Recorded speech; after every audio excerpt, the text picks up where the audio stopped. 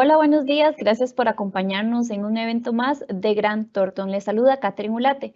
El tema de esta mañana en el ciclo de conferencias para este 2022 es cierre fiscal, impuestos sobre las utilidades para servicios profesionales. Para desarrollar la exposición nos acompaña esta mañana Mario Hidalgo, socio de impuestos y legal de Grant Thornton, y Silvia González, también socia de impuestos y legal de Grant Thornton. Le recordamos que somos una empresa de 58 años en el mercado costarricense en los que ofrecemos soluciones personalizadas a través de un servicio de alta calidad. Nos especializamos en temas de impuestos, auditoría, legal, precios de transferencia, aduanas, comercio exterior y consultoría en capital humano.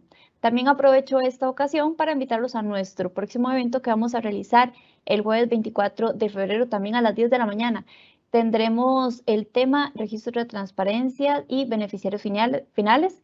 Conozca los aspectos relevantes y novedades para el año 2022. El tema va a ser impartido por Natalia Ramírez y David Morales, ambos senior de impuestos y legal de Grant Thornton. También les recordamos que ustedes a partir de este momento pueden ir dejando sus preguntas y las consultas que vayan teniendo conforme se va dando la explicación del tema, y al final nuestros especialistas van a responder sus preguntas. También recuerden que nos pueden encontrar en todas las plataformas de redes sociales, y esta charla la van a encontrar en nuestra plataforma de YouTube, Facebook, Twitter y también en Instagram. Aprovechamos, bueno, más bien vamos a iniciar para darle la bienvenida a Silvia González, socia de impuestos y legal de Grant Thornton. Buenos días, doña Silvia. Gracias, Catherine, y gracias a los que nos están acompañando el día de hoy.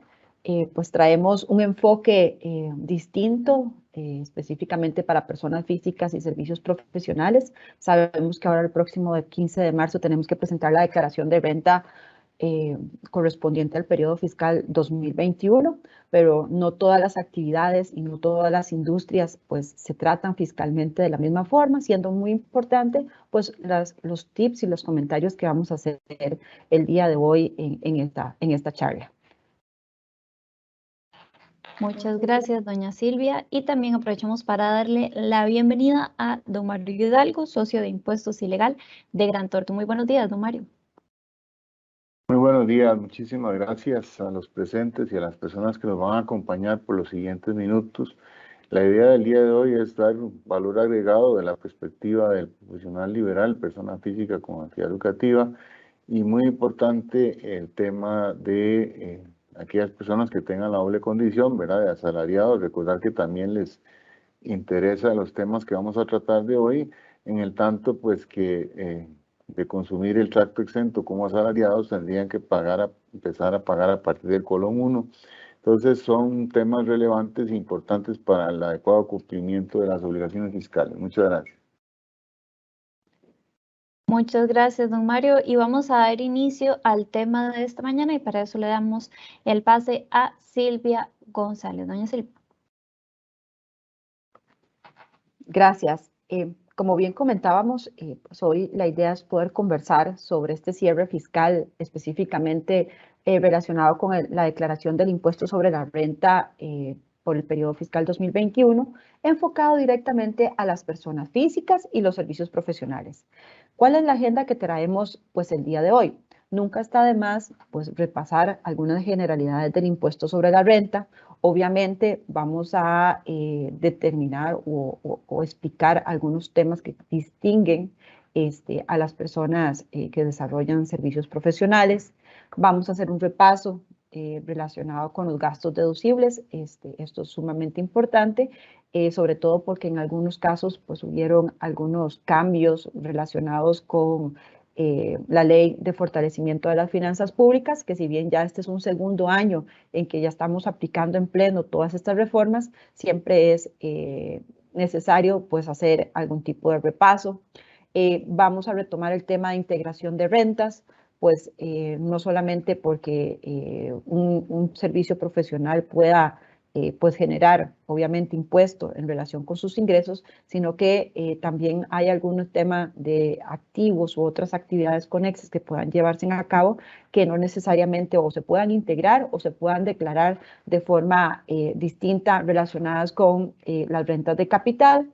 Dividendos, rentas de capital mobiliario, pues obviamente como personas físicas, pues podrían tener sus inversiones, podrían tener sus participaciones en entidades diferentes que pues obviamente podrían recibir este tipo de ingresos que tenemos que ver cómo los vamos a tratar. Y obviamente algunas consideraciones finales específicamente con el tema del D151 que próximamente nos toca pues entregar el 28 de febrero y otros temas ahí para su consideración.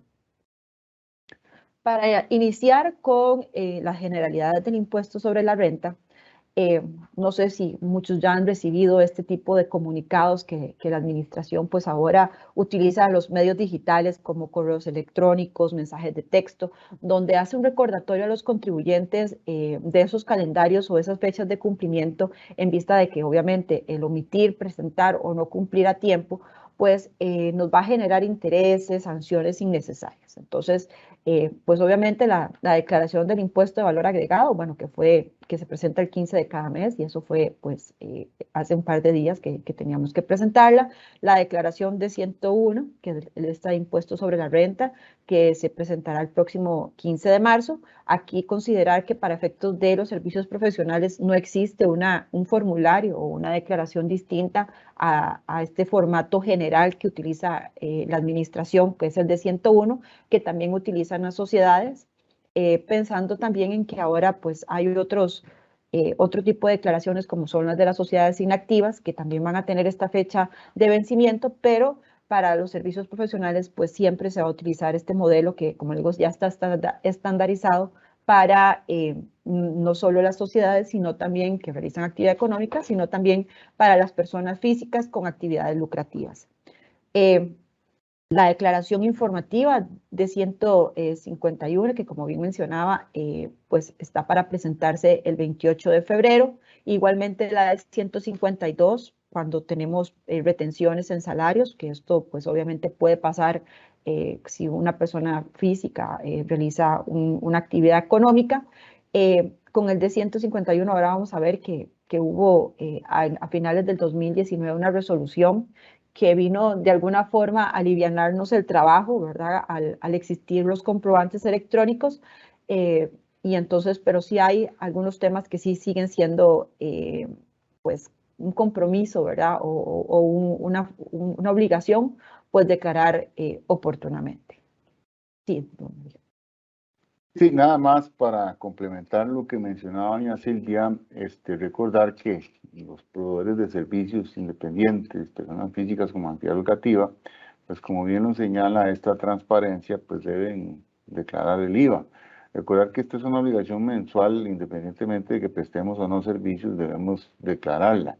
Y esto es importante y muy importante además de cara al cierre fiscal, cotejar lo que hayamos declarado de impuesto de valor agregado con la D101, porque una de las herramientas que está utilizando la administración tributaria para generar fiscalizaciones es que hace un cotejo de la totalidad de 104 con la de renta.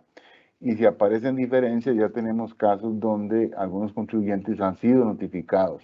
Entonces, muy importante, como una sugerencia respetuosa, es cotejar la totalidad de las D104 con el monto que haya declarado yo en la D101 y en consecuencia evitarnos pues que tengamos que dar explicaciones adicionales. Gracias.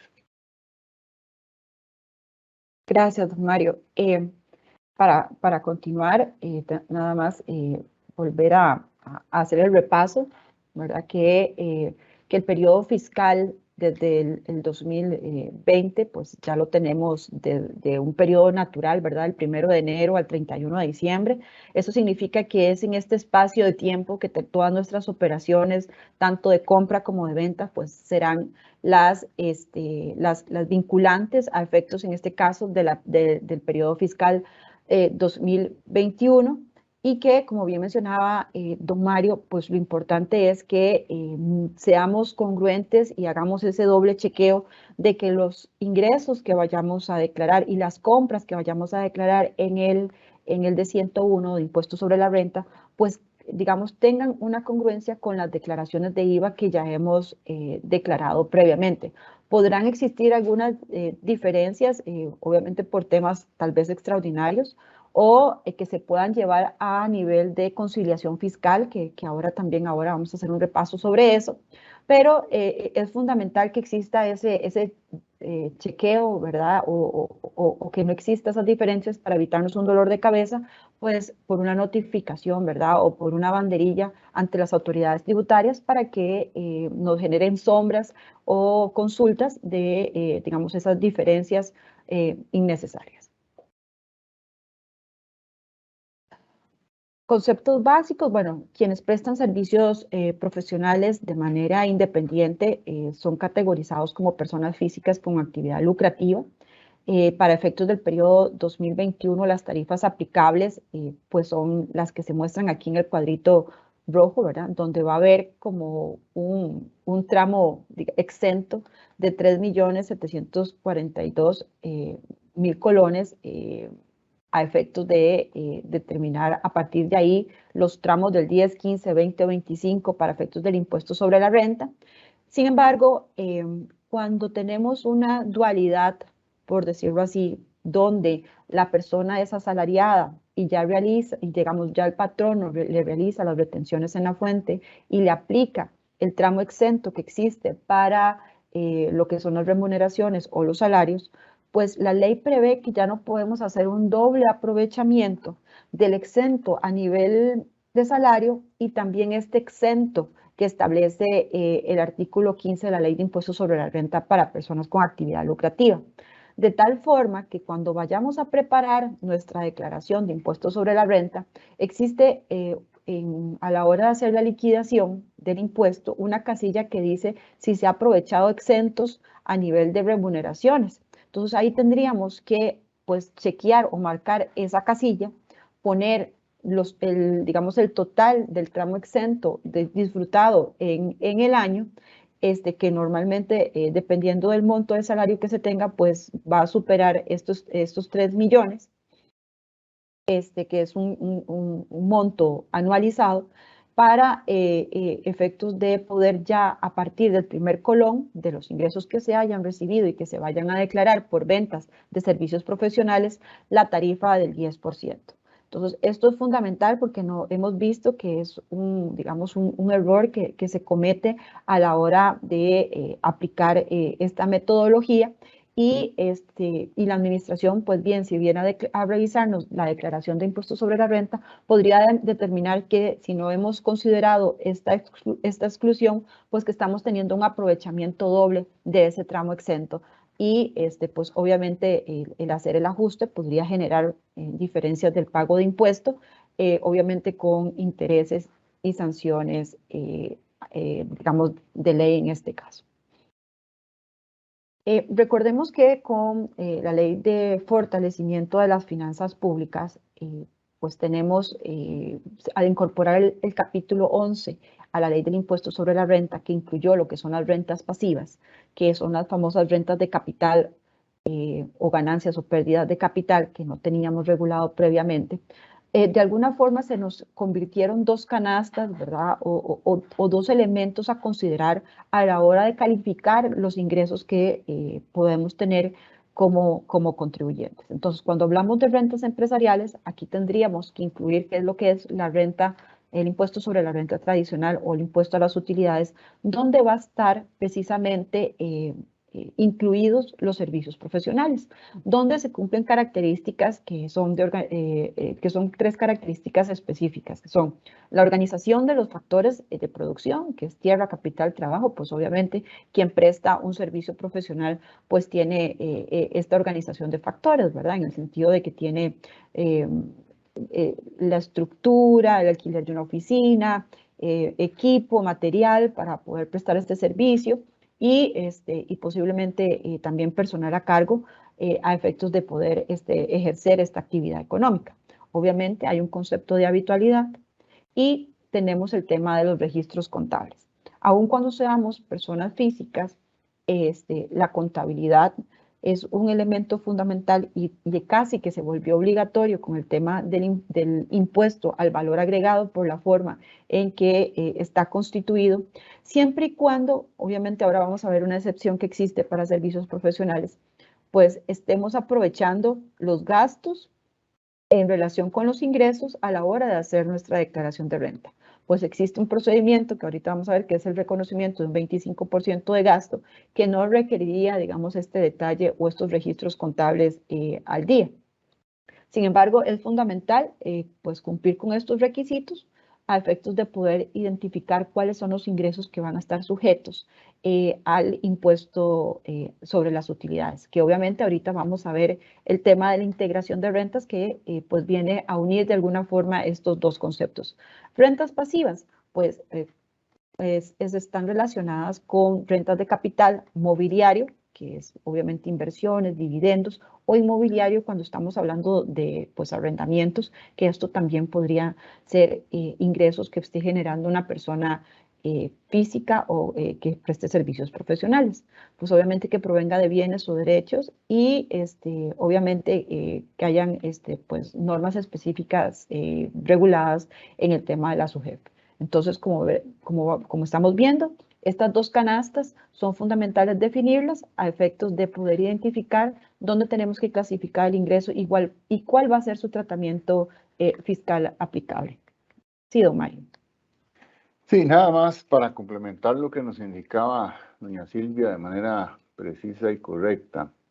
Recordemos que la ley de renta, con el advenimiento de la ley de fortalecimiento de las finanzas públicas, recibe un cambio con la inclusión de una cédula impositiva nueva, que ya la mencionamos, que son las rentas del capital, ganancias y pérdidas de capital, en donde tenemos una dualidad de tratamiento fiscal. Entonces, para ir haciendo conclusiones, digamos, y dar valor agregado en esta charla, pues tenemos dos circunstancias especiales. Ya dijimos que en cabeza de un contribuyente yo podría ser asalariado y además ser persona física con actividad lucrativa.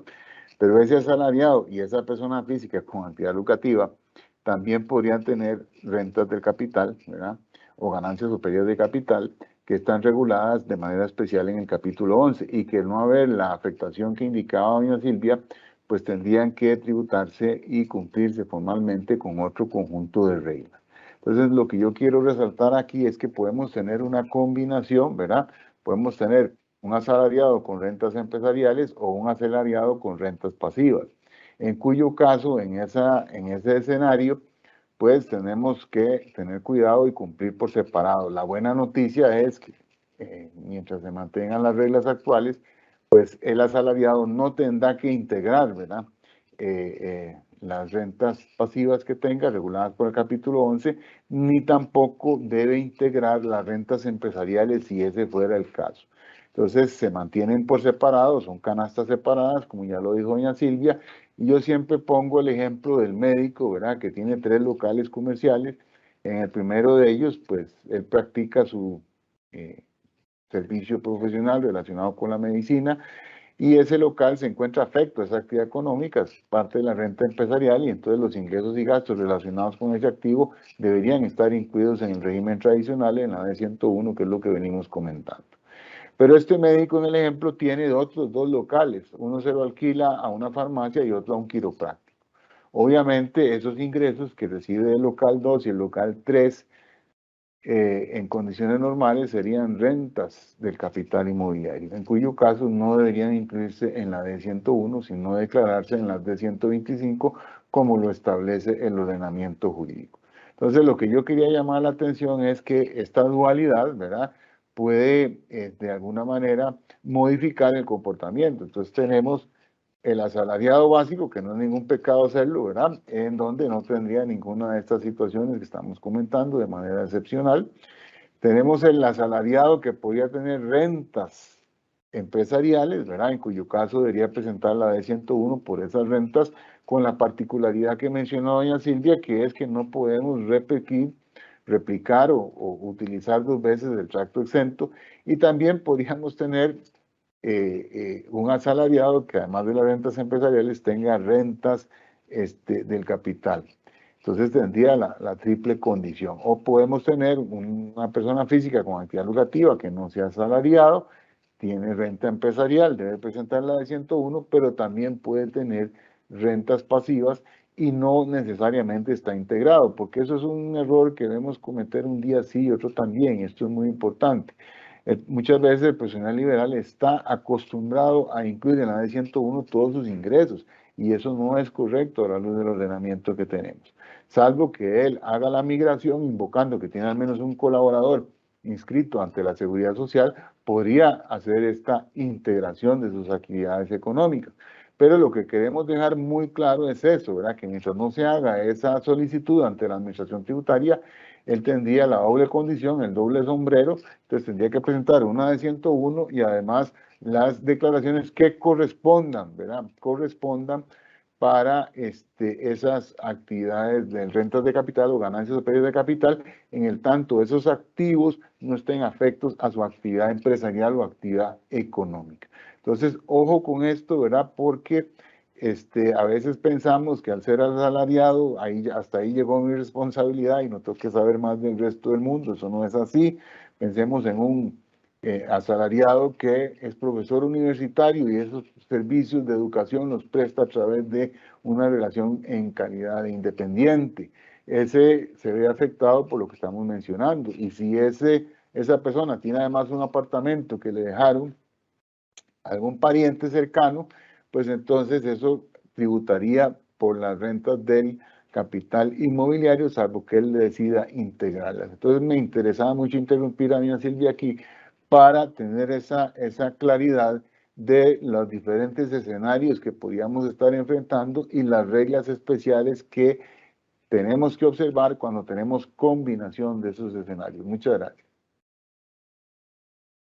Gracias, don Mario. Esa aclaración es pues sumamente importante y de ahí, digamos, el traer el tema al inicio de esta presentación, porque precisamente cuando vayamos a ir analizando cada uno de los elementos que pueden componer el impuesto sobre la renta, pues ahí es donde tenemos que identificar si efectivamente estamos bajo un escenario de rentas empresariales o de impuesto a las utilidades, o si tenemos un ingreso que por su origen o su forma, pues tendría que estar siendo declarada de acuerdo con lo que son las rentas de capital en sus distintas condiciones, porque, como bien mencionado, Mario, son dos elementos que pueden coexistir dependiendo de la forma en que, en este caso, el proveedor de servicios profesionales tenga, digamos, estructurado su negocio. Pues obviamente el impuesto sobre la renta, en el artículo 1, pues establece este hecho generador, que son de los elementos que ya pues hemos conversado o ampliado en este momento. Cuando hablamos de servicios profesionales, la ley del impuesto sobre la renta en su artículo 8 incluye una excepción que parece mucho también a la forma en que se estructuró las rentas de capital inmobiliario, donde la ley prevé que puede establecerse un gasto deducible de un 25% como un tratamiento especial sin la necesidad de tener prueba o documentación. ¿Qué significa eso? Que a mis ingresos brutos le puedo deducir el 25%, obviamente generados a través de la prestación de servicios profesionales, y obviamente sobre el 75% pagar el impuesto sobre la renta de acuerdo con la tarifa que pues vimos previamente. Obviamente descartando el tema de que se nos haya aprovechado de alguna forma el exento cuando tenemos pues la doble condición de asalariado o de servicios profesionales. Entonces, esto sigue estando aplicable a pesar de la reforma, y es una metodología que, bueno, vamos a ver, tal vez no queda muy claro en la normativa vigente, pero sí debe ser un tema que el profesional, a la hora de inscribirse como contribuyente e iniciar con la prestación de estos servicios profesionales, tener claro qué es la metodología que va a dar, que va a utilizar para efectos de declarar su impuesto. ¿Qué quiere decir eso? Que no podría de alguna forma variar el método de un año, declarar con ingresos y gastos, y otro año solamente declarar con el 25%, sino que ahí sí tenemos que ser consistentes, y si ya aplicamos el tema de tener gastos con comprobantes para poder pagar o determinar la renta neta contra los ingresos, Y eso conlleva mi contabilidad, conlleva cumplir con todos los temas de que ahora vamos a ver que los gastos sean útiles, necesarios y pertinentes para generar esa renta gravable, que los comprobantes electrónicos que ahora son fundamentales, prueba de lo mismo, ¿verdad? O si vamos a utilizar este método del 25%. Entonces, nada más hacer este repaso, esto sigue estando vigente, existente a pesar de la reforma, pero que no es un método que pueda alternarse o ser utilizado indistintamente por, en este caso, por el proveedor de servicios profesionales, siendo consistente, digamos, para las próximas declaraciones. Sí, don Mario. Sí, nuevamente, con el único propósito de enriquecer lo que explicaba doña Silvia, este es un tema que da mucho de qué hablar, ¿verdad? Y recordemos que esto es exclusivo para personas físicas con actividad lucrativa. Mucha gente, yo lo he escuchado en otros foros afirmar que esta regla puede ser aprovechada por personas jurídicas. Ese es el primer mito urbano que yo quisiera eliminar, porque esto es solo para personas físicas. Ahora, otro tema que es importante y que se ha convertido en un sabor del mes para la administración tributaria es cuando existen sociedades de profesionales que se unen y prestan un servicio a través de una persona jurídica. Bajo la legislación actual, y este esquema lo que provoca es, digamos, un doble aprovechamiento del gasto, que es una especie de elusión fiscal que el ordenamiento permite. ¿Por qué? Porque los profesionales se unen en una compañía, dan sus servicios, le cargan a esa compañía los gastos inmediatos y después estos le extraen a través de facturas la utilidad a la compañía y utilizan el sistema del 25%. Y aquí es donde se da, por decirlo de alguna manera, un doble aprovechamiento del gasto, y esto ha sido perseguido en diferentes instancias por la administración tributaria, no obstante que el ordenamiento lo permite, ¿verdad? Porque la administración pareciera no aceptar la existencia de un socio industrial que pueda trabajar en su compañía, ¿verdad? Y que sea remunerado, ya sea a través de un salario o a través de el pago de un servicio profesional entregando el comprobante correspondiente. Entonces, yo quería hacer esa acotación porque esto es un tema que ha sido polémico, controvertido. Incluso tenemos resoluciones del Tribunal Fiscal Administrativo que a la fecha, pues, consienten que se dé esta situación por decir que está de acuerdo con la normativa. Y termino indicando que esto también es importante tenerlo claro, porque por ahí anda, aunque fue desconvocado, el proyecto de la renta global dual, ¿verdad? Que es una iniciativa que pretende eliminar esto, porque las sociedades de servicios profesionales, digámoslo así, pues se transparentan, y lo que perseguía el legislador o el redactor de esos proyectos era imputarle a cada profesional pues los ingresos pertinentes. Lo cierto del caso es que esto es un proyecto de ley, está desconvocado, pertenecía al grupo de iniciativas que iba a utilizarse en la negociación con el Fondo Monetario Internacional, que esto es un tema que quedó en el tintero mientras vemos quién queda de presidente y qué seguimiento se le va a dar a esto, pero es un tema que no quería dejar pasar la oportunidad para ventilarlo y saber de que esto es un esquema muy común utilizado en nuestro sistema costarricense y que ha tenido reparos de parte de la administración. Muchas gracias. Tal vez para agregar también a este tema, entendemos que el impuesto de valor agregado pues cumple con sus propias reglas y su forma de determinación.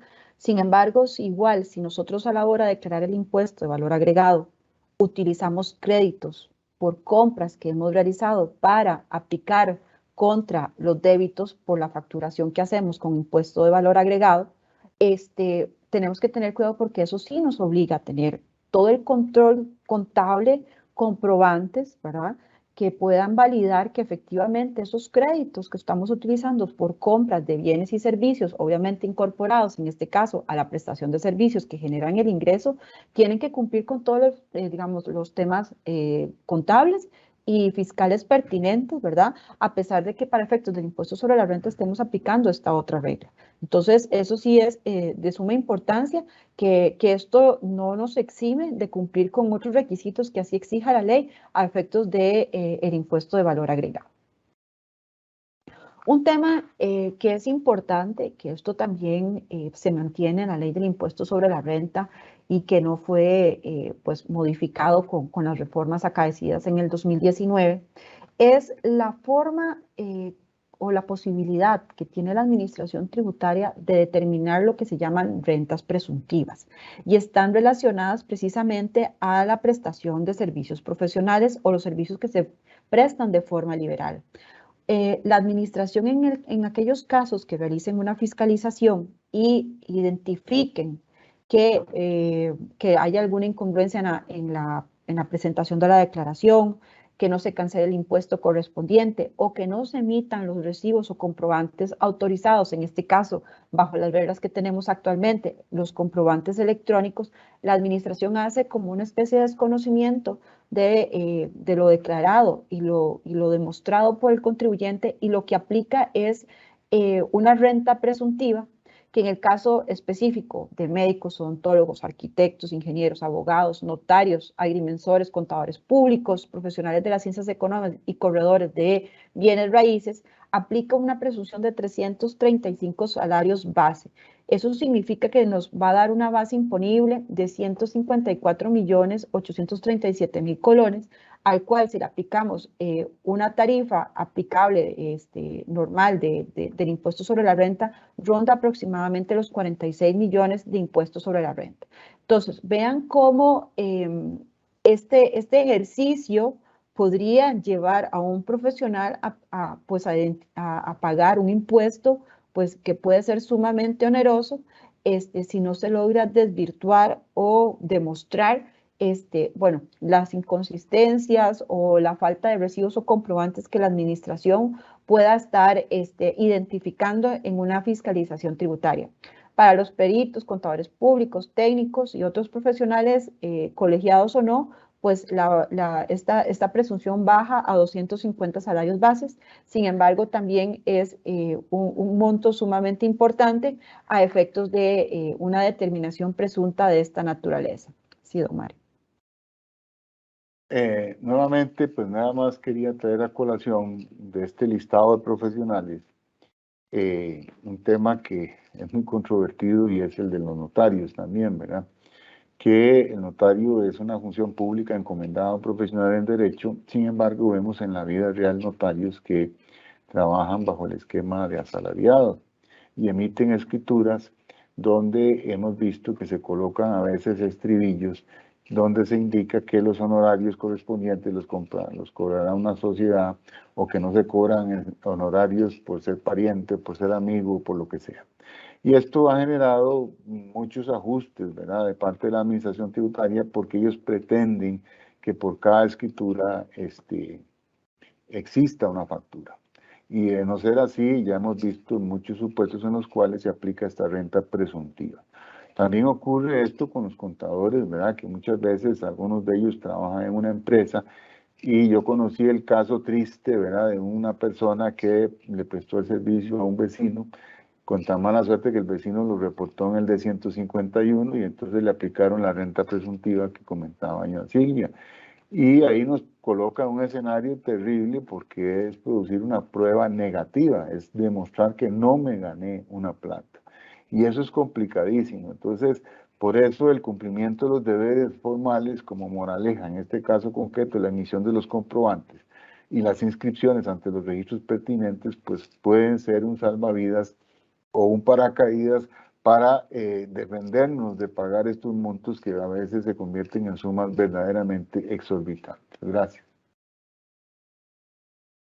Como una experiencia a este tema de las presunciones en el caso de servicios profesionales, bueno, esto es un caso específico de un notario. Obviamente, como les digo, lo importante es poder tener ese respaldo o esos comprobantes de que podamos, pues, de alguna forma explicar a la administración cómo se llevó a cabo ese servicio, si es que así fue. Que es bueno, que que en el caso, por ejemplo, de un notario que le identificaron, en este caso 18 escrituras que no tenían una factura, entonces aplicaron esta presunción que vimos de 325 salarios. Sin embargo, existe, por ejemplo, en este caso una tabla o un arancel de honorarios. Entonces, pues la sala, primero en este caso, analiza que existen también otros medios donde podrían identificarse pues, los valores o la estimación de un ingreso sin necesidad de aplicar, en este caso, a rajatabla, la cantidad de salarios bases que establece la ley. Porque al final son también fuentes de información o de datos que son fiables y que podrían, en este caso, pues, utilizarse para efectos de poder llegar a un monto mucho más acertado. Por ejemplo, en este caso, pues, eran escrituras que se le habían hecho, una declaración jurada para una secretaria, cuestiones que eran muy pequeñas y que tienen tarifas pues muy bajas dentro del arancel, que obviamente jamás podrían llegar a la identificación de, digamos, de los salarios o el impuesto que pretendía en este caso la administración cobrar. Entonces, cuando hay elementos objetivos que nos ayuden a llegar a una base, aunque fuera presunta, más acertada a la realidad, pues es importante pues tenerlas como respaldo a la hora de, pues, de presentar una defensa contra una determinación de esta naturaleza. Un tema que tal vez en las personas físicas no se le toma pues la relevancia necesaria, que es la conciliación fiscal. ¿Qué es la conciliación fiscal? Son todos aquellos ajustes que tenemos que hacer a los ingresos o a los gastos para efectos de hacer de forma correcta o de acuerdo con las reglas que establece en este caso la ley de impuestos sobre la renta, la declaración del impuesto. Entonces, es un mecanismo donde se ajusta a cada contribuyente con el fin de obtener la renta neta imponible. La conciliación no es un formulario, no es la aplicación de una NIF, ¿verdad? Sino que es un documento que debe guardarse, normalmente es un auxiliar, un Excel, que debe guardarse junto a la declaración con todas las referencias específicas o que se utilizan para hacer estos ajustes para poder demostrarle al auditor por qué estamos haciendo, digamos, por qué se declaró, digamos, un ingreso no gravable o por qué se declaró un gasto no deducible, ¿verdad? Y poder tener ese respaldo si eventualmente nos llegan a auditar, que normalmente son 2 o 3 años después de haber presentado la declaración. Entonces, estos respaldos deben estar junto con la declaración y, por supuesto, también junto con la contabilidad y los respaldos que la responden o que la complementan. Bueno, esto está, como les digo, está en la normativa vigente, está en el reglamento del impuesto sobre la renta, donde está el registro de las operaciones, donde efectivamente tenemos que llevar una contabilidad de acuerdo con las normas internacionales de contabilidad. Sin embargo, las normas contables no necesariamente se ajustan a las reglas fiscales. Entonces, de ahí que esta conciliación sea fundamental para poder hacer esos ajustes y poder, digamos, en este caso, declarar el impuesto a las utilidades de forma correcta. ¿Cuáles son algunos de estos ejemplos que se hacen a nivel de conciliación fiscal?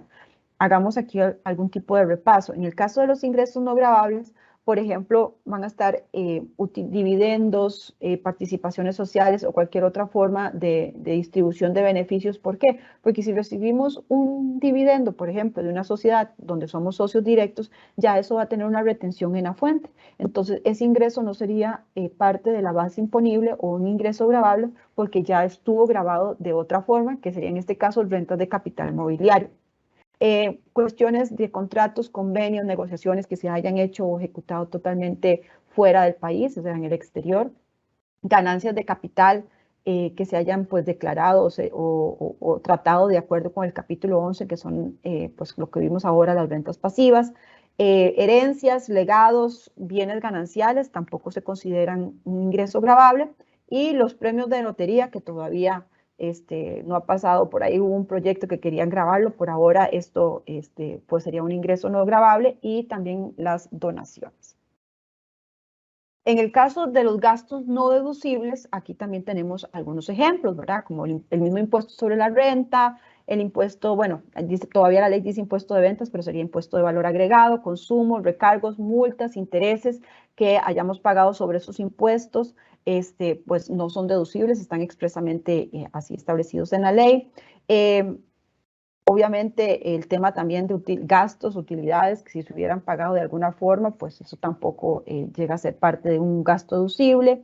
Impuestos pagados en el exterior, inversiones de lujo, de recreo personal, pues obviamente no existe una vinculación con la actividad económica que se realiza. Lo que son remuneraciones, pagos de salarios que no estén sujetos a la Caja Costarricense de Seguro Social, o sea, deben cumplirse con todas esas formalidades.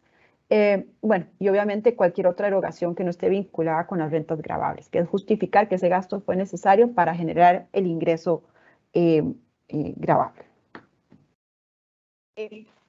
Otras deducciones de gastos, esto es, tal vez ha sido reiterativo y lo han escuchado muchas veces a través de nosotros o en otros medios, pero estas son las 3 reglas de oro para determinar cuándo es un gasto deducible.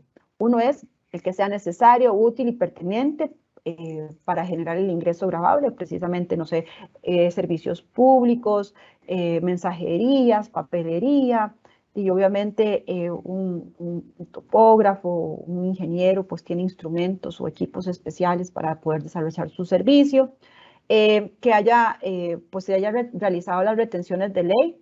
Esto es específicamente cuando pagamos salarios que tengan retenciones que se tienen que hacer, o si hacemos, por ejemplo, pagamos una licencia de software, un licenciamiento a un ente no domiciliado, pues hacerle también la retención de remesas al exterior porque estamos implementando esa licencia en Costa Rica. Y obviamente el tema de respaldos, ¿verdad? Que es obviamente comprobantes electrónicos, facturas que nos haya emitido un proveedor del exterior, pero aquí también este concepto de comprobante fehaciente ha sido ampliado por la Administración Tributaria a través de jurisprudencia, y no solamente es tener un contrato o tener un comprobante, una factura, sino que tenemos que tener respaldos de cómo se adquirió esos bienes o servicios. En el caso de los servicios, que son pues obviamente los más intangibles, tener bitácoras, informes, correos, cuestiones que nos permitan materializar cómo se recibió ese servicio y cómo lo vinculamos a la actividad económica que desarrollamos. Entonces, estas son las 3 reglas de oro que tenemos siempre que determinar a la hora de hacer nuestra declaración y llevarlo a nivel de la conciliación fiscal que ya comentamos. Aquí pues citamos algunos ejemplos de gastos deducibles que están pues expresamente tácitamente en la ley del impuesto sobre la renta, que como les digo no se limitan a estos siempre que cumplamos con las reglas que ya comentamos, pero sí, obviamente depreciaciones, el pago de salarios, deudas incobrables debidamente respaldadas. Aquí hay un concepto nuevo que se incluyó con la reforma, que es cuando tenemos financiamientos no bancarios. Ahí sí tenemos un límite de los intereses netos. Bueno, la ley habla de un 20%, pero de acuerdo con un transitorio que se estipuló en la ley, pues ahorita estamos a un 30%. Indemnizaciones, prestaciones, jubilaciones, donaciones a entidades debidamente autorizadas, hasta un máximo del 10% de la renta neta. Estas donaciones tienen que validarse específicamente en la lista que ya se encuentra en la página del Ministerio de Hacienda a la hora de hacer esta donación. Obviamente, para poderla aplicar ahora para el 2021, tuvimos que haberla realizado del 1 de enero al 31 de diciembre. Si hoy hacemos esta donación, pues quedará para el periodo 2022, ya no para el periodo 2021, que eso es algo fundamental tener en cuenta. Obviamente el tema de amortización de pérdidas, esto fue un concepto nuevo que se amplió a todos los contribuyentes con la reforma. Para poder aplicar estas pérdidas que aplicarían por 3 periodos y como un gasto deducible, tenemos que tenerlas debidamente registradas en nuestra contabilidad como una renta diferida de acuerdo con ANIC 12. Eso es un requisito de aplicación. Por eso en ese caso, si nosotros tuvimos pérdidas en el 2020, pues ahora podríamos en el 2021 aplicar, si generamos un ingreso, pues podemos aplicarla como gasto este año como el primer año que tendríamos para hacer, digamos, efectivo este beneficio. Hay otros gastos no deducibles, bueno, que ya dijimos, bueno, compra de intangibles, ¿verdad? Lo que son derechos de llaves, marcas, propiedad intelectual, no porque no sean deducibles del todo, sino que deberíamos registrarlo como un activo y depreciarlo o amortizarlo por ser un intangible de acuerdo con el plazo de vida útil o el plazo que da para tales efectos el anexo 2 del reglamento del impuesto sobre la renta, las pérdidas de capital de traspaso de bienes muebles e inmuebles, operaciones con países no cooperantes. Hay una lista específica que el tener transacciones con estos países pues, nos genera un gasto no deducible.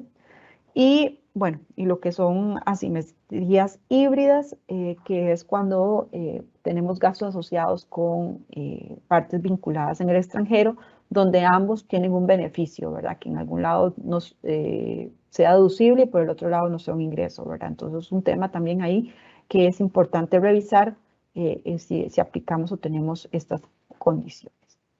Ahora le paso la palabra a don Mario para que nos comente sobre la integración de rentas. Sí, en efecto, esto es una dinámica que ya hemos venido anunciando y desarrollando desde el principio de la presentación, y es la situación en donde una persona física con actividad lucrativa pues puede tener o recibir o percibir rentas del capital o ganancias o pérdidas de capital, y en consecuencia pues puede enfrentar la doble condición que hemos venido mencionando, ¿verdad? Y tendría que cumplir con las obligaciones formales tanto de un sistema como del otro.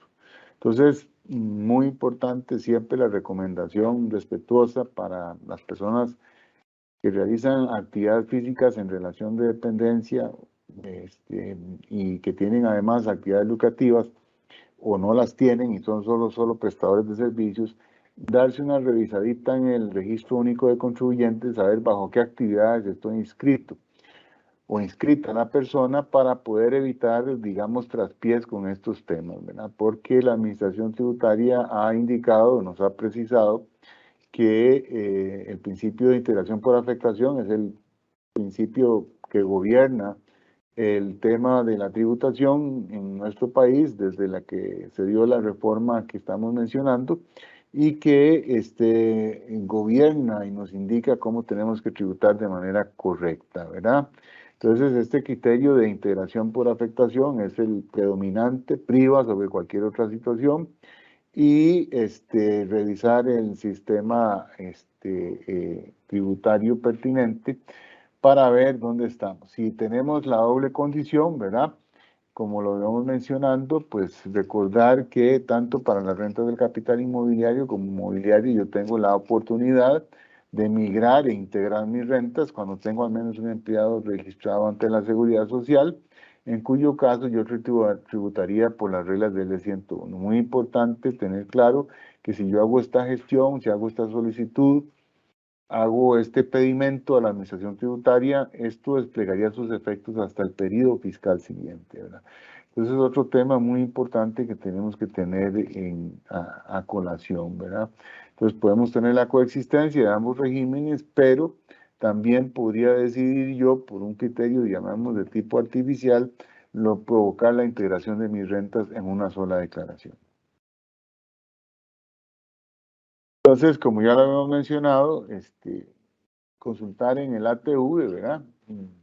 ¿Cuál es mi situación actual? Para conocer cuáles declaraciones juradas y cuáles obligaciones formales tengo, ¿verdad?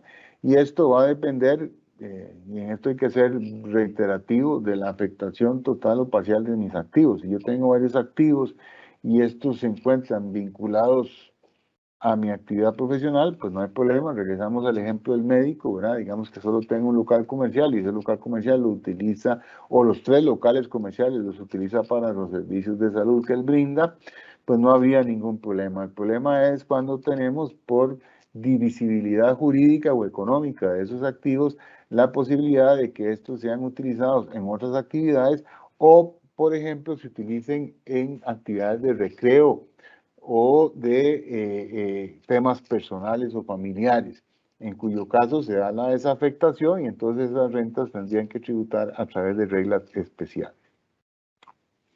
Entonces, la integración patrimonial, según la hemos venido conversando, ¿verdad?, dependerá del contribuyente y los activos que éste tenga o elementos patrimoniales que tenga a su disposición. Si no los tenemos, pues esta discusión se vuelve estéril, se vuelve bizantina, no tiene ningún sentido. Pero si tengo varios activos y hay afectación a mi actividad económica, pues esto se considera que están integrados, las rentas y gastos que produzcan, y esto dependerá de la divisibilidad jurídica o económica de los diferentes activos o elementos patrimoniales que el contribuyente tenga a su haber.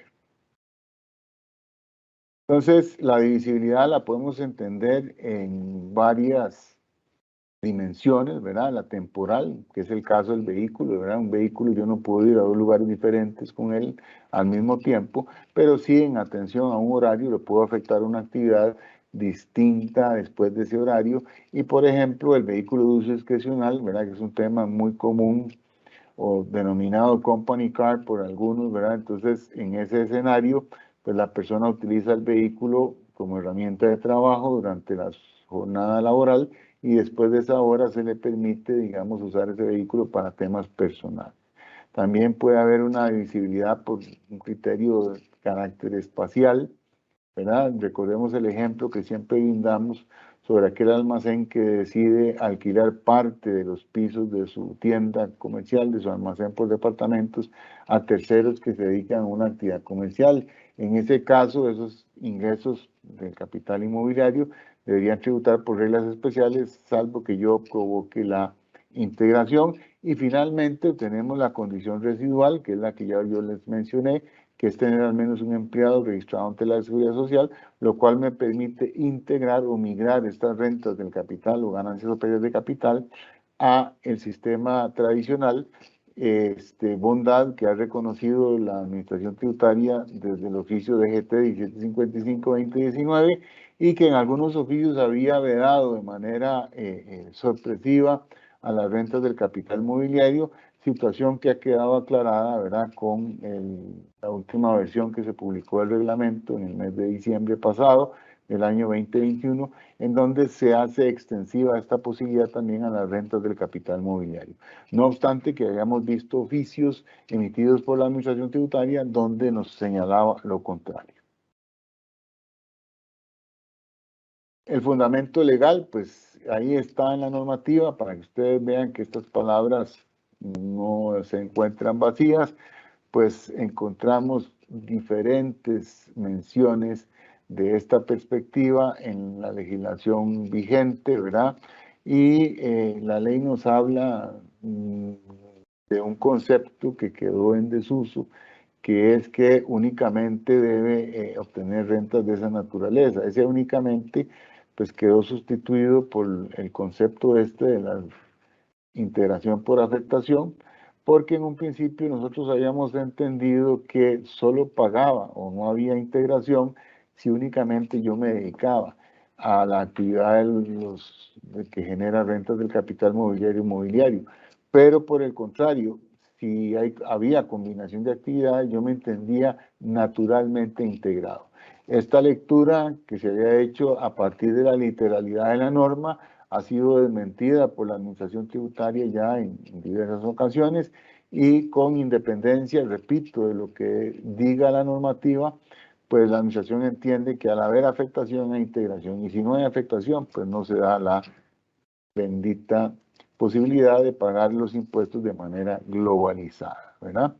Entonces ese es el tema que nos interesa destacar. En cuanto a los dividendos, recordemos que aquí hay una discusión teórica. El dividendo era lo que antes la doctrina conocía como la renta disponible, que estaba regulada en los artículos 16, 17, 18 y 19 de la antigua ley de renta. Una vez modificado, pasó a ser una de las rentas del capital mobiliario y se había entendido en algún momento que las rentas del capital, al ser únicas y definitivas, y el impuesto sobre las ganancias o pérdidas de capital, al ser definitivas y únicas y no estar integradas, pues no había un impuesto de la renta disponible. Sin embargo, cuando se autoriza a las personas jurídicas a formar parte o tener ingresos productos de las rentas del capital o las ganancias o pérdidas de capital gobernadas únicamente por el capítulo 11 y no estando integradas a la renta tradicional, pues la duda que había era que no había que pagar tal dividendo, pero la administración tributaria nos ha señalado de manera particular de que si hay una superposición de esta cédula cuando sea una sociedad la que reciba las rentas del capital mobiliario, inmobiliario o ganancias o pérdidas de capital, en cuyo caso deberá a la hora de distribuir dividendos aplicar la retención del 15%, ¿verdad? También recordar que cuando se distribuyen dividendos a, por decirlo así, personas jurídicas residentes en Costa Rica que tengan una actividad sujeta al impuesto de las utilidades, no se practica la retención y que esa retención se considera como un pago adelantado de ese dividendo y que si hay distribuciones ulteriores de ese monto, pues estas no deberían practicarse retenciones adicionales.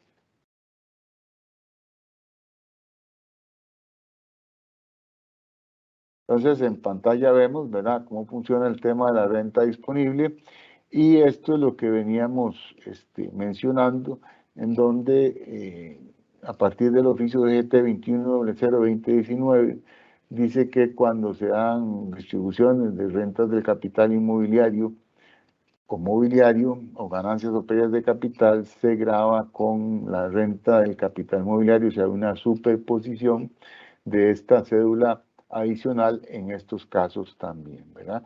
Y entonces ahí se ha cuestionado el tema porque recordemos que en el caso de las rentas del capital inmobiliario y las del mobiliario, pues prácticamente se paga una renta bruta y al no haber renta neta o disponibilidad de recursos, pues esta interpretación resulta grosera y en algunos foros algunos la consideran contraria a derecho. Tal vez ahí, don Mario, para hacer también una precisión, en el sentido de que cuando las personas físicas desarrollan una actividad lucrativa, no existe el concepto de dividendos, ¿verdad? Que el concepto de dividendos solamente estaríamos pues comentándolo si más bien es socio en una entidad jurídica y recibe ese ingreso para declararlo como no gravable porque ya tuvo un tratamiento de capital mobiliario, pero la persona física en su resultado de renta neta después de impuesto, pues tiene esta es una renta disponible que ya tiene, digamos, para no gravable para su propia disposición, ¿verdad? Que no existe ese concepto de dividendos cuando es persona física directamente. Tal vez ya para ir finalizando con nuestras últimas consideraciones, pues como comentamos al inicio, pues la idea era hacer un repaso del D151, porque precisamente con una resolución que se emite a finales del 2019, la Administración Tributaria alivianó la presentación de dicho requerimiento. Sí contábamos con los respaldos de las compras, en este caso nuestras ventas, con comprobantes electrónicos, de tal forma que no tendríamos que presentar, como lo hacíamos antes, ¿verdad?, la gran lista de nuestros proveedores y la gran lista de clientes para efectos de poder clasificarlos entre si era una compra, una venta, un alquiler, una comisión, pues todo eso se eliminó si tenemos el comprobante electrónico. Sin embargo, hay algunas pequeñas excepciones que tenemos que revisar. Si bien no se incluyen los intereses cuando tenemos una operación bancaria con una entidad nacional, hay comisiones bancarias adicionales también que se dan mucho cuando utilizamos datáfonos como método de pago. Esas comisiones no están excluidas, ¿verdad? Aun cuando se paguen a entes regulados, de tal forma que este criterio o estos conceptos sí tendríamos que detallarlos o presentarlos en la de 151. Otras es el tema de los pagos de servicios públicos, pues en principio sí, a partir de un colón, si no han sido respaldadas con comprobantes electrónicos, hay algunas entidades que están pues exentas de este comprobante. Entonces, en ese caso sí tenemos que pues declararlo en el de 151. Incluso esto es pues una copia de información que consta en la página del Ministerio de Hacienda, donde se hace esa aclaración. Otro tema igual es el tema del pago de servicios municipales, que es igual, si no tenemos comprobante, tenemos que pues cancelarlo y pagarlo declararlo en el de 151, sobre todo, por ejemplo, porque los servicios municipales son deducibles, ¿verdad? Entonces es un tema también de cruce de información para efectos tributarios. Nada más, nuevamente recordarles que la presentación tardía de la declaración pues aplica sanciones, intereses y morosidad para el contribuyente. Todavía estamos en tiempo. Recordemos que la fecha máxima va a ser el 15 de marzo próximo. Recordar que el tema de si quiero aprovechar este primer año 2022 con pérdidas que se hayan originado en el 2021, lo puedo hacer. Si este año declaro pérdidas, tendría aplicación para el gasto para los 3 años siguientes, que sería a partir del periodo 2023, recordando tenerlo debidamente registrado como en nuestra contabilidad bajo el criterio de renta diferida. Los pagos parciales, recordar que para este año se harán en junio, septiembre y diciembre del 2022, considerando que en marzo, pues ahora es la presentación de la declaración de renta, no es un pago parcial. Y considerar también que para efectos de patentes municipales, normalmente presentábamos la declaración en diciembre, en enero, en vista de que teníamos un cierre a septiembre. Ya las municipalidades han hecho ese cambio en vista de este nuevo cambio de periodo fiscal, entonces que también estemos revisando pues las noticias y las comunicaciones de cada municipalidad a efectos de cumplir con este requisito que también pues incluye sanciones onerosas que hacen ese cruce de información con la administración tributaria y es fundamental pues tenerlas en cuenta. Entonces, agradecerles mucho que nos hayan escuchado. Quedamos a sus órdenes para poder solventar algún tipo de consulta que se nos hayan hecho llegar por este medio. Muchas gracias, doña Silvia González y don Mario Hidalgo, ambos socios de Impuestos Ilegal de Grant Thornton. Vamos a iniciar con la ronda de preguntas. Gracias a todos los que nos han hecho sus comentarios. Vamos a ver, la primera noticia, en el caso de los médicos, normalmente queda el IVA a favor por devolver IVA. ¿Este saldo a favor se puede aplicar perfectamente al pago de renta? Efectivamente, lo único que tenemos que considerar es que los créditos que podemos utilizar originados por el impuesto de valor agregado en otros impuestos, como es el impuesto sobre la renta, tienen que tener al menos 3 meses de antigüedad. Entonces, no es que el saldo que origine ahora, no sé, en enero de IVA, quisiera aplicarlo en renta ahora en marzo, porque no ha cumplido con ese periodo como de maduración. De hecho, así lo establece la ley. El IVA sí lo podemos ir pagando y acreditando al mes siguiente y al mes siguiente, porque eso es como la misma naturaleza del impuesto, pero si tenemos créditos a favor y queremos utilizarlos para compensar otros impuestos, sí tenemos que esperar el originar ese crédito y al menos 3 meses después ya poderlo utilizar, porque así están incluso configurados los sistemas de la administración tributaria y de utilizarse una compensación, digamos, anticipada, podría generar como deudas pendientes y entonces pueden hacer un requerimiento de pago. Entonces es importante nada más considerar eso de los 3 meses de antigüedad. Muchas gracias, doña Silvia. También dice, ¿cómo se registra la contrapartida en caso de pasar los 3 años y no se utilizó esa renta diferida? Ya si después de 3 años no lo utilizamos, realmente ya es, perdemos el derecho de utilizarlo a nivel de conciliación, ¿verdad? La consulta está muy relacionada a la parte contable, pero realmente se tendría que dar de baja a efectos de la renta diferida, pero ya no es un tema que se vea fiscalmente, ¿verdad? Sino que se va llevando a nivel de conciliación y ya, obviamente, si ya tenemos esos 3 años sin usarlo, pues perdemos el derecho de aprovecharlo como gasto. También nos consultan, buenos días, ¿el ingreso de la renta diferida se registra como un ingreso gravable o no gravable? Es que eso no te lleva, entiendo que a resultados. Disculpen, pero son consultas muy contables. Eso se lleva y nada más se ajusta a nivel de conciliación y el concepto contable que tenemos de renta diferido no tiene efecto fiscal si no es que lo llevamos a conciliación y lo aprovechamos. Sí, tal vez para complementar ahí, recordemos que estos ingresos o gastos son diferencias temporarias. Eso es lo que permite registrarlos como impuesto de renta diferido. El día que esto deja de ser una diferencia temporaria, pues entonces no se convierte en una diferencia positiva, definitiva, se materializa. Entonces pueden haber diferencias que sean del lado del ingreso y diferencias que sean del lado del gasto. Cuando estas se concretan y dejan de ser diferencias temporales, entonces ahí tienen el efecto fiscal en el tanto hayan sido llevadas en la contabilidad y se hayan hecho los registros pertinentes. Gracias, don Mario y doña Silvia. También nos consultan si una persona física contribuyente en Costa Rica adquiere servicios del exterior y paga remesas, ¿con qué cédula debe de declarar a ese proveedor del extranjero en la D-152 si el extranjero no es domiciliado? ¿Cómo se le informará a la administración?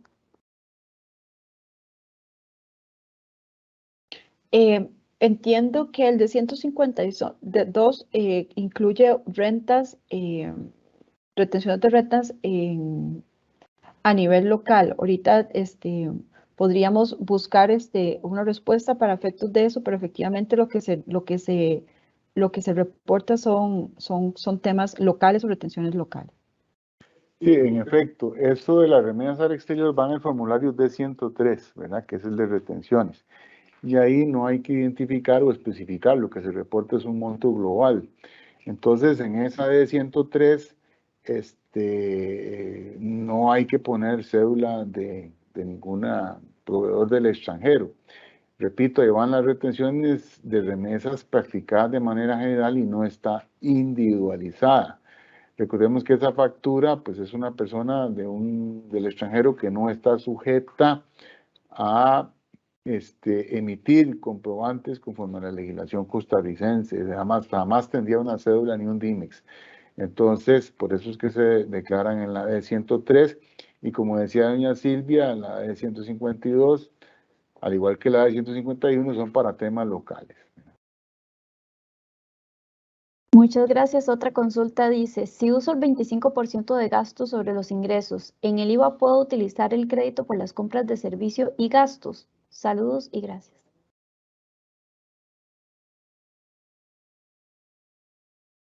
Vamos a ver, si nosotros utilizamos el 25%, eso me obliga, no me dispensa a mí de la obligación de llevar un registro contable adecuado, ¿verdad? De los costos y gastos que estoy incurriendo. Y esto de cara al IVA, ¿verdad? Porque yo, independientemente que use el 25%, yo voy a tener que, para presentar correctas mis declaraciones de IVA, registrar el crédito y el débito correctamente y llevar eso de manera ordenada.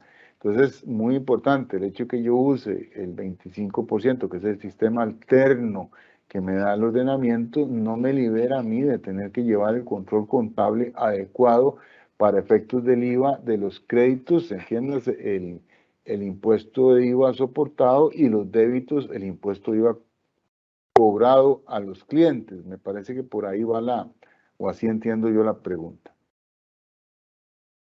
Muchas gracias, don Mario. Vamos a hacer la última consulta. Gracias a todos los que nos han hecho llegar sus preguntas. Dice, si una empresa solamente tiene diferencial cambiario de una deuda por una venta a plazos en el periodo interior, se declara como otros ingresos, perdón.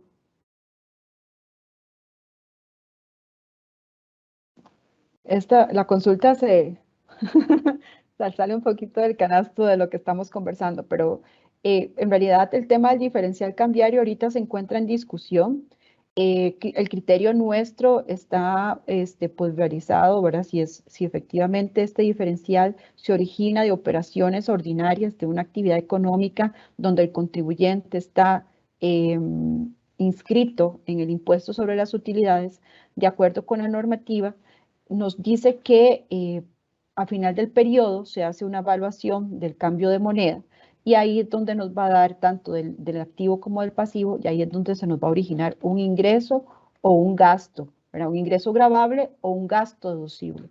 La administración tributaria, mediante criterios reiterados, originados en razón de un criterio institucional que, si bien está nulo, se mantiene, lo mantienen a través de estos oficios interpretativos de la administración, ellos están bajo el criterio de que todo este diferencial no aplica bajo el concepto de evaluación, sino más bien de realización. ¿Qué significa eso? Que si tengo un pasivo y yo lo abono, solamente tendría derecho al gasto deducible de aquel diferencial asociado a los pagos que se estén dando a través, digamos, de ese préstamo o ese concepto que serían ejecutados, realizados realmente durante el periodo fiscal. Igual si realizo un cambio de moneda por una cuenta activa, pues ahí voy a generar un ingreso, ¿verdad? Gravable. Pero como les digo, ese es el criterio de la administración. A criterio nuestro se desvía realmente de lo que la norma legal estipula, pero conservadoramente la realización es lo que está manifestando ahorita la administración, y queda a criterio del contribuyente valorar los dos escenarios a efectos de cómo demostrar, ¿verdad? Y eventualmente pues poder discutirlo con la administración ante una eventual fiscalización o cuestionamiento, digamos, del tratamiento que se le haya dado a esta cuenta en específico de diferencial. Muchas gracias a doña Silvia González y a don Mario Hidalgo, ambos socios de impuestos ilegal de Grant Thornton, por la explicación de esta mañana y por el tema que estuvimos abordando: cierre fiscal, impuestos sobre las utilidades, servicios profesionales. Le recordamos que la próxima semana vamos a tener un tema también el jueves a las 10 de la mañana con el nombre y registros de transparencia y beneficiarios finales. Conozca los aspectos relevantes y novedades para el año 2022. Será impartido por Natalia Ramírez y David Morales, ambos senior de impuestos de legal de Grant Thornton. Antes de despedirnos, vamos a escuchar unas palabras de cierre de nuestros expositores de esta mañana. Iniciemos con doña Silvia González. Doña Silvia. Gracias, pues muy agradecidos de la participación y de quienes nos hayan escuchado el día de hoy. Esperamos que la información que hemos compartido con ustedes pues sea de utilidad, ¿verdad? Y que lo tomen como recomendaciones a la hora de preparar la próxima declaración de impuestos sobre la renta. Grant Thornton siempre se interesa por mantenerse actualizado y poder transmitirles a ustedes pues esta actualidad tributaria y esta actualización, sobre todo por los criterios que la administración tributaria pues va manifestando en su día a día, ¿verdad? Tenemos reglas nuevas, ya no tan nuevas tal vez, con 2 años de vigencia de la Ley de Fortalecimiento de las Finanzas Públicas, pero todavía estamos interpretando y aplicando las normas nuevas, siendo importante pues siempre estar informados y actualizados sobre el tema. Muchas gracias, estamos para servirles. Muchas gracias a doña Silvia, y ahora también vamos a tener las palabras de cierre de don Mario Hidalgo. Don Mario.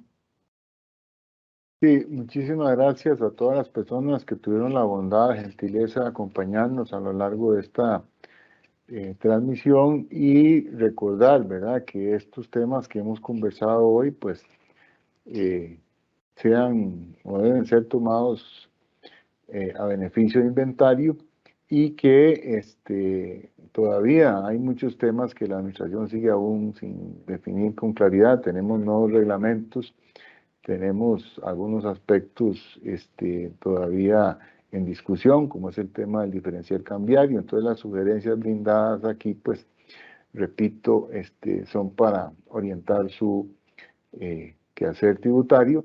Sin embargo, hay algunas cositas que requieren un poquito más de análisis, de ponderación, y dependen mucho de las características del cuadro fáctico que estemos tratando, Por eso siempre nuestra sugerencia respetuosa es recibirles aquí en nuestras oficinas para tratar de precisar estos temas de la mejor forma posible.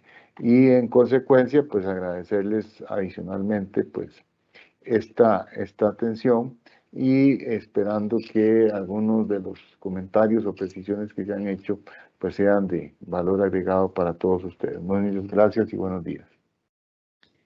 Muchas gracias, don Mario, y a ustedes también las gracias. Recuerde que pueden encontrar esta charla y este evento en nuestro canal de YouTube a partir de mañana y en las diferentes plataformas de redes sociales. Y recuerden también visitar nuestro canal de Spotify como Café Gran Thornton, donde tenemos una gran variedad de temas que pueden escuchar en su hogar, en su vehículo, en diferentes partes y también estar informados. Muchas gracias por acompañarnos y nos vemos la próxima semana. Hasta luego.